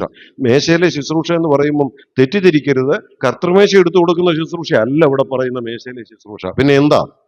യെരുശലേമിലെ സഭ, ആ സഭയിലുള്ള വിധവമാരായ സഹോദരിമാർക്ക് ഭക്ഷണം കൊടുക്കുന്ന ഒരു ശുശ്രൂഷ ചെയ്യുമായിരുന്നു. ആ ഭക്ഷണം വിളമ്പുന്ന കാര്യമാണ് അവിടെ പറഞ്ഞിരിക്കുന്നത്. ആ ഭക്ഷണം വിളമ്പുന്നിടത്ത് അവിടെ കുറെ പേര് ശുശ്രൂഷയ്ക്ക് നിർത്തിയിരുന്ന സഭ, പക്ഷേ അവർ വിളമ്പുന്നിടത്ത് ആകെ പ്രശ്നമായി. അതുകൊണ്ട് അപ്പോസ്തലന്മാർ എവിടായിരുന്നു അവിടുന്ന് അവരെ വിളിച്ചു വരുത്തി ഒരു പരിഹാരം നിർദ്ദേശിച്ചപ്പോൾ അപ്പോസ്തലന്മാർ പറയാം, ഇതുവരെ വിളമ്പിയവരെ മാറ്റ്, പുതിയ 7 പേരെ തിരഞ്ഞെടുക്ക്. പക്ഷേ അത് തിരഞ്ഞെടുക്കുമ്പോൾ നിങ്ങളൊരു കാര്യം ശ്രദ്ധിക്കണം, നല്ല വചനപരിജ്ഞാനമുള്ള, നല്ല വിശ്വാസമുള്ള, നല്ല ആത്മനിറവുള്ള 7 പേരെ വേണം തിരഞ്ഞെടുക്കാൻ. എന്തിനു വേണ്ടിയാണ്? പ്രസംഗിക്കാനാണെ പോട്ട് വചനപരിജ്ഞാനമുള്ളവർ വേണമെന്ന് വെക്കാം, അല്ലേ? ആത്മനിറവ് കർത്തൃമേശയുടെ ശുശ്രൂഷയ്ക്കാണെങ്കിൽ ഓക്കെ, നമുക്ക് മനസ്സിലാക്കാം. പക്ഷെ അവിടെ അപ്പോസ്തലന്മാർ പറയുന്ന ഏത് ശുശ്രൂഷയ്ക്കാണെന്നറിയാമോ? ഭക്ഷണം വിളമ്പുന്ന ശുശ്രൂഷയ്ക്കാണ്. അതിനു പോലും എന്തുള്ളവർ വേണം? ദൈവസഭയിൽ അനുഗ്രഹപരമായിട്ട് ശുശ്രൂഷ നടക്കണമെങ്കിൽ ആത്മനിറവിൽ ശുശ്രൂഷിക്കുന്നവർ വേണമെന്നാണ്. വചനപരിജ്ഞാനമുള്ള, അതിനെന്നാ വചനപരിജ്ഞാനം അല്ലേ? നമ്മളാണെങ്കിലും ചിന്തിക്കും അതിനെന്താ ഇത്ര വചനപരിജ്ഞാനം ആവശ്യം? പക്ഷെ ദൈവസഭയോട് ബന്ധപ്പെട്ടുള്ള ശുശ്രൂഷയാണെങ്കിൽ ആ ശുശ്രൂഷ ചെയ്യാനുള്ള യോഗ്യതകളിൽ ഒന്ന് വചനപരിജ്ഞാനം, നല്ല വിശ്വാസം, അതുപോലെ പ്രത്യേകം എടുത്തു പറയുക ആത്മനിറവ്. അങ്ങനെ 7 പേരെ തെരഞ്ഞെടുത്തു. അതിലൊരാളായിരുന്നു ആര്? സ്തെഫാനോസ്. അങ്ങനെയുള്ളവരെ നോക്കി തെരഞ്ഞെടുത്തത് കൊണ്ട് ആ സ്തെഫാനോസിന് പിന്നെ നമ്മൾ കാണുന്നത് പടിപടിയായി തന്റെ ശുശ്രൂഷയിൽ വർദ്ധിച്ചു വരുന്നതാ. ദൈവജനം പറയുന്നത് പോലെ അല്പത്തിൽ വിശ്വസ്തനായവനെ അധികത്തിന് വിചാരകനാക്കി, ആ ഭക്ഷണമേശയിലെ വിളമ്പുന്ന ശുശ്രൂഷയിൽ നിന്ന് തെരുവിലെ പ്രസംഗകനാക്കി മാറ്റി. അവിടെ നിന്ന് അധികാരികൾ പിടിച്ച് ന്യായാധിപ സംഘത്തിന്റെ മുമ്പിൽ കൊണ്ട് നിർത്തിയപ്പോൾ, നമ്മുടെ ഭാഷ ഞാൻ ഇങ്ങനെ പറയട്ടെ, കോടതി ജഡ്ജിയുടെ മുമ്പിൽ കൊണ്ട് വിസ്താരത്തിന് നിർത്തിയപ്പോൾ ജഡ്ജിയുടെ മുഖത്ത് നോക്കി ധൈര്യത്തോടെ വചനം പറയാൻ കഴിഞ്ഞത് എന്തുകൊണ്ടാണെന്നറിയാമോ? ഇവനെ മേശയിലെ ശുശ്രൂഷയ്ക്ക് ആക്കിയപ്പം തന്നെ എന്തുണ്ടായിരുന്നവനാ? വചനപരിജ്ഞാനവും ആത്മനിറവും ഉണ്ടായിരുന്നവനാ. അതുകൊണ്ട് ജഡ്ജിയുടെ മുഖത്ത് നോക്കി ധൈര്യത്തോടെ ആത്മനിറവിൽ വചനം സുവിശേഷം പറയാൻ പറ്റി. അതുകൊണ്ട് അടുത്ത പടി ദൈവം അവനെ ഉയർത്തി എവിടേക്ക് കൊണ്ടുപോയെന്നറിയാമോ? സഭാ ചരിത്രത്തിൽ തന്നെ രേഖപ്പെടുത്തി അവന്റെ പേര്. സഭാ ചരിത്രത്തിലെ ആദ്യത്തെ രക്തസാക്ഷി. ഞാനത് പറയുമ്പോൾ ഇങ്ങനെ പറയും, മറ്റാരും കാണാത്ത ഒരു രംഗം അവന് കാണാൻ ഭാഗ്യം ലഭിച്ചു. എന്തേ? താൻ മുകളിലോട്ട് നോക്കിയപ്പോൾ ഒരു തുറക്കപ്പെട്ട സ്വർഗം. അത് ആർക്ക് കിട്ടിയ ഭാഗ്യമാണ്? സ്തെഫാനോസിന്. തുറക്കപ്പെട്ട സ്വർഗം തന്നെയാണോ ഇന്ന് മഹിമയുടെ വലത്തുഭാഗത്തിരിക്കുന്ന നമ്മുടെ കർത്താവ്? ഈ സ്തെഫാനോസ് നോക്കിയപ്പോൾ അവിടെ നിൽക്കുക. ഇതൊക്കെ കാണാനുള്ള ഭാഗ്യം സ്തെഫാനോസിന് ലഭിച്ച്. ഇതാ യോഗ്യത. ആത്മനിറവിൽ ശുശ്രൂഷകൾ ചെയ്തവനാണ്. അപ്പൊ ആത്മനിറവിന്റെ പ്രത്യേകത വെളിപ്പെടേണ്ടത് ദൈവസഭയിലെ ഓരോ വ്യക്തികൾക്കുമാ. അങ്ങനെ ആത്മനിറവിലായ ദൈവജനം കൂടി വരുന്നിടത്ത് ഈ പറയപ്പെടുന്ന പ്രത്യേകതകൾ ഉണ്ടായിരിക്കും. എന്തേ? തമ്മിൽ തമ്മിൽ ആശ്വാസം, തമ്മിൽ തമ്മിൽ തണുപ്പ്, തമ്മിൽ തമ്മിൽ പ്രബോധനം, കർത്താവിനെ കീർത്തനം പാടി മഹത്വപ്പെടുത്തുന്നു, അന്യോന്യം കീഴ്പ്പെട്ടിരിക്കുന്നു. ഇതെല്ലാം എവിടെ ദൈവഭയമുണ്ടോ അവിടെ ആത്മനിറവിന്റെ ഫലമായിട്ട് ഇതൊക്കെ വെളിപ്പെടും. അപ്പൊ ആത്മനിറവിന്റെ ഫലം വെളിപ്പെടേണ്ട ഒരു മേഖല എവിടെയാ? സഭയിൽ. ഞാനത് അത്രേ പറയുന്നുള്ളൂ. 2, എഫേസ്യ ലേഖനം 5-ാം അധ്യായത്തിന്റെ 22 മുതലുള്ള വാക്യങ്ങളൊന്ന് വായിച്ചാൽ, ഇപ്പൊ വായിക്കണ്ട, അടുത്ത നിർദ്ദേശം തരുന്നത് ആർക്കാ? ഭാര്യമാര്, ഭർത്താക്കന്മാര്, മാതാപിതാക്കളെ, കുഞ്ഞുങ്ങളെ, ഇവരെയെല്ലാം വിളിച്ച് ചില നിർദ്ദേശം തരിക. നിങ്ങൾ ഇങ്ങനെ ആയിരിക്കണം, നിങ്ങൾ ഇങ്ങനെ ആയിരിക്കണം, കീഴ്പ്പെടണം, അനുസരിക്കണം, പോറ്റി പുലർത്തണം, സ്നേഹിക്കണം, ബഹുമാനിക്കണം, ഇങ്ങനെയുള്ള നിർദ്ദേശങ്ങളൊക്കെ തരിക. എന്തു പറഞ്ഞിട്ടാ ഇത് തരുന്നതെന്നറിയാമോ? ആത്മാവ് നിറയുവീൻ എന്ന് പറഞ്ഞിട്ടാ പറയുന്നത്. കുടുംബത്തിലും അത് വെളിപ്പെടണം. അതുകൊണ്ടല്ലേ തൊട്ട് താഴെ ഇതൊക്കെ പറഞ്ഞിരിക്കുന്നേ. ആത്മാവിൽ നിറയണമെന്നുള്ള കൽപ്പന തന്നിട്ട് അതിൻ്റെ താഴെ ആത്മനിറവ് വെളിപ്പെടേണ്ട ചില മേഖലകൾ പറയുകയാണ്. അല്ലയോ ദൈവപൈതലേ, നീ ഉൾപ്പെട്ടു നിൽക്കുന്ന സ്ഥലം സഭയിൽ ചെല്ലുമ്പോൾ ആത്മനിറവിലായിരിക്കണം. അല്ലയോ ദൈവപൈതലേ, നീ കുടുംബത്തിൽ നിനക്കുള്ള റോള് വിശ്വസ്തയോടും കൃത്യമായിട്ട് നിർവഹിക്കാൻ കഴിയണമെങ്കിൽ അവിടെയും എന്തു വേണം? അവിടെയും ആത്മനിറവ് വേണം. അതുകൊണ്ട് ഞാൻ പറയട്ടെ പ്രിയപ്പെട്ടവരെ, ദൈവമക്കളെ സംബന്ധിച്ചിടത്തോളം നമ്മുടെ കുടുംബ ബന്ധങ്ങൾ ശരിയായി നിലനിർത്തണമെങ്കിൽ, കുടുംബത്തിലെ ഉത്തരവാദിത്വങ്ങളും കടപ്പാടുകളും വിശ്വസ്തയോടെ നിർവഹിച്ച് നമുക്ക് മുൻപോട്ട് പോകാൻ കഴിയണമെങ്കിൽ എന്തു വേണം? ആത്മനിറവ് വേണം. ദൈവമക്കളെ സംബന്ധിച്ച് ആത്മനിറവിലുള്ള ജീവിതമാണ്. അത് സഭയെ മാത്രം വെളിപ്പെടേണ്ട ഒന്നല്ല. അത് പബ്ലിക്കായിട്ടുള്ള ആത്മീയ ശുശ്രൂഷകളിൽ മാത്രം വെളിപ്പെടേണ്ട ഒന്നല്ല. അത് കുടുംബ ജീവിതത്തിലും കുടുംബത്തിന്റെ ഉത്തരവാദിത്തങ്ങളുടെ നിർവഹണത്തിലും വെളിപ്പെടേണ്ട ഒന്നാണ് ആത്മനിറവ്. ഇനിയും അടുത്ത് പറയുന്നത് എന്താണെന്നറിയാമോ? ദാസന്മാരെ, യജമാനന്മാരെ, അല്ലേ? 5-ാം വാക്യമൊക്കെ വായിച്ചേ, 6-ാം അധ്യായത്തിന്റെ. ദാസന്മാരെ, പിന്നെ യജമാനന്മാര്. മതി എന്ന് പറഞ്ഞാൽ അതിന്റെ അർത്ഥം ഞാൻ ഇങ്ങനെ പറയട്ടെ. ഇപ്പൊ എന്തേ ദാസനും യജമാനനും എന്നൊക്കെ പറയുന്നത് ജോലി സ്ഥലത്തെ കാര്യമാണ്, അല്ലേ? പബ്ലിക്കായിട്ട് നിങ്ങളുടെ സാമൂഹ്യ ജീവിതം, അവിടെയും അന്യോന്യമുള്ള കടപ്പാടുകൾ വിശ്വസ്തത പുലർത്തി ജീവിക്കാൻ കഴിയണമെങ്കിൽ ഒരു ദൈവപൈതൽ എങ്ങനെയുള്ളവനായിരിക്കണം? ആത്മനിറവിലുള്ളവരായിരിക്കണം. അപ്പൊ ആത്മനിറവ് വെളിപ്പെടേണ്ട മേഖല എവിടെയാ? സഭയിലെന്ന് പറഞ്ഞാൽ പിന്നെ നമുക്ക് സമ്മതിച്ചു കൊടുക്കാം. പക്ഷെ ഞാൻ പറയട്ടെ, ആത്മനിറവ് വെളിപ്പെടേണ്ട മേഖലകൾ എന്ന് പറയുന്നത് സഭയിൽ മാത്രമല്ല, കുടുംബത്തിലും ആത്മനിറവിലായിരിക്കണം. സമൂഹത്തിലും ഒരു ദൈവ പൈതൽ ആത്മനിറവിൽ ജീവിക്കുമ്പോഴാണ് ആ വ്യക്തിയിലൂടെ സാമൂഹ്യ ബന്ധങ്ങളും ശരിയായി നിലനിർത്തി കൊണ്ടുപോകാൻ കഴിയുന്നത്, ദൈവനാമം മഹത്വപ്പെടാൻ ഇടയാകുന്നത്. ഇത് 3 മേഖലകളെ കുറിച്ചും പറഞ്ഞിട്ട് 6-ാം അധ്യായത്തിന്റെ 10-ാം വാക്യം മുതൽ പറയുകയാണ്, ഇത് സാധിക്കണമെങ്കിൽ നിങ്ങൾ പ്രത്യേകം ശ്രദ്ധിക്കേണ്ട ഒരു കാര്യം, ഒടുവിൽ ഒരു കാര്യം കൂടെ പറയുക, കർത്താവിലും അവന്റെ അമിതബലത്തിലും ശക്തിപ്പെടുവീൻ, പിശാചിന്റെ തന്ത്രങ്ങളോട് എതിർത്ത് നിൽപ്പാൻ കഴിയേണ്ടതിന്. അതുകൊണ്ട് ചില ആയുധങ്ങൾ തന്നിട്ടുണ്ട്, അത് ഉപയോഗിക്കണമെന്ന്. ആ ആയുധങ്ങൾ ഏതാണെന്ന് അവിടെ പറയുന്നുണ്ട്. ഞാൻ അവിടേക്ക് ഇപ്പം പോകുന്നില്ല. എന്നാൽ ഞാൻ ഇങ്ങനെ പറയട്ടെ, പിശാചിനെ, അവന്റെ തന്ത്രങ്ങളെ അറിഞ്ഞ് ദൈവം നമുക്ക് തന്നിട്ടുള്ള ആയുധങ്ങൾ ഉപയോഗിച്ച് തോൽപ്പിച്ച് മുൻപോട്ട് പോകാൻ കഴിയണമെങ്കിൽ, അത് സഭയിലാണെങ്കിലും അത് കുടുംബത്തിലാണെങ്കിലും സമൂഹത്തിലാണെങ്കിലും എന്തു വേണം? ആത്മനിറവ് വേണമെന്നാണ് പറയുന്നത്. അപ്പൊ ആത്മനിറവ് വെളിപ്പെടേണ്ട മേഖലകൾ ഏതൊക്കെയാണെന്ന് എഫേസ്യ ലേഖനം 5-ാം അധ്യായം തന്നെ നമ്മെ ഓർമ്മിപ്പിക്കുന്നുണ്ട്. എന്ന് പറഞ്ഞാൽ, ഒരു ദൈവപൈതലിനെ സംബന്ധിച്ച് ദൈവാത്മാവ് ഉണ്ട് എന്നുള്ളത് ശരിയാ, പക്ഷേ ആ ആത്മാവിന് നമ്മെ തന്നെ പൂർണ്ണമായി വിധേയപ്പെടുത്തി കൊടുക്കുമ്പോഴാണ് സഭാ ജീവിതം വിജയകരമാകുന്നത്, കുടുംബജീവിതം വിജയകരമാകുന്നത്, സാമൂഹിക ജീവിതത്തിലും വിജയകരമായി മുൻപോട്ട് പോകാൻ കഴിയുന്നത്. അതിന് തടസ്സമായി പിശാച് തന്ത്രങ്ങൾ ഉപയോഗിക്കും. പക്ഷേ ദൈവം തന്നിട്ടുള്ള ആയുധങ്ങൾ അത് പ്രയോജനപ്രദമായി ഉപയോഗിക്കാൻ കഴിയണമെങ്കിൽ, പിശാചിനെ തോൽപ്പിച്ച് മുൻപോട്ട് പോകാൻ കഴിയണമെങ്കിൽ, ഈ മേഖലകളിൽ വിജയം വരിക്കണമെന്നുണ്ടെങ്കിൽ ആത്മനിറവിന്റെ അനുഭവത്തിലായിരിക്കണം ഓരോ ദൈവപൈതലും. ഇനി അപ്പോസ്തല പ്രവൃത്തികളുടെ പുസ്തകം നമ്മൾ വായിച്ചാൽ, ആ പറഞ്ഞ 10 വേദഭാഗങ്ങൾ എടുത്ത് പിന്നീട് വായിച്ചു നോക്കുക. സമയമായല്ലോ, ഞാനിവിടെ ആ ഭാഗം ഇങ്ങനെ അവസാനിപ്പിക്കുക. ആ 10 വേദഭാഗങ്ങളും എടുത്ത് അതിൽ ചിലതെങ്കിലും വിശദീകരിക്കണമെന്ന് ഞാൻ കരുതി. പക്ഷെ നമുക്ക് സമയമില്ല, നിങ്ങൾ പിന്നീട് വായിച്ചു നോക്കിയാൽ മതി. അത് വായിച്ചാൽ ഇങ്ങനെ മനസ്സിലാക്കാം. പത്രോസിനോട് ന്യായാധിപ സംഘത്തിന്റെ മുമ്പിലൊക്കെ കൊണ്ട് നിർത്തി എന്ന് പറഞ്ഞാൽ, പത്രോസിനെതിരെ അല്ലെ ദൈവദാസന്മാർക്കെതിരെ, അപ്പോസ്തലന്മാർക്കെതിരെ ഭീഷണിയും ഇനിയും പ്രസംഗിക്കരുതെന്നൊക്കെ പറഞ്ഞ് ശക്തമായ എതിർപ്പുകളും വന്നപ്പോൾ അതിൻ്റെ നടുവിൽ നിന്ന് ധൈര്യത്തോടെ വചനം പ്രസംഗിച്ചു. എന്തുകൊണ്ടാണ്? ആ ഭാഗത്ത് പറയുന്നുണ്ട്, ആത്മാവ് നിറഞ്ഞവരായി. അപ്പം ഏത് പ്രതിസന്ധിയുടെ നടുവിലും ധൈര്യത്തോടെ വചനം പ്രസംഗിക്കാൻ എന്തു വേണം? ആത്മനിറവ് വേണം. ഇനി സ്തേഫാനോസിന്റെ ചരിത്രം മാത്രം എടുത്തേ. സ്തേഫാനോസ് എവിടെ നിന്നപ്പോഴാണ് ആത്മാവ് നിറഞ്ഞതെന്ന് പറയുന്നത്? തന്നെ തെരഞ്ഞെടുത്തപ്പോൾ ആത്മനിറവെന്ന യോഗ്യതയുണ്ട്. പക്ഷെ പിന്നീട് പറയുക, പരിശുദ്ധാത്മ പൂർണ്ണനായി അവൻ ഉയരത്തിലേക്ക് നോക്കി. എപ്പോഴാ? വലിയ പ്രതികൂലത്തിന്റെ നടുവില. ഏതാണ് പ്രതികൂലം? മരണത്തിന്റെ വക്കില എന്ന് പറഞ്ഞാൽ കല്ലേറിന്റെ നടുവില. അവിടെ നിന്നും മുകളിലോട്ട് നോക്കി ദൈവമഹത്വം കാണണമെങ്കിൽ ആ ദൈവപൈതൽ എങ്ങനെയുള്ളവനായിരിക്കണം? ആത്മനിറവിലായിരിക്കണം. അല്ലെങ്കിൽ ആ വലിയ പ്രതിസന്ധി വരുമ്പം ഓടി രക്ഷപ്പെടാൻ നോക്കും, ദൈവത്തെ നോക്കത്തില്ല, ചുറ്റുപാടുകളിൽ നോക്കും, പതറിപ്പോകും.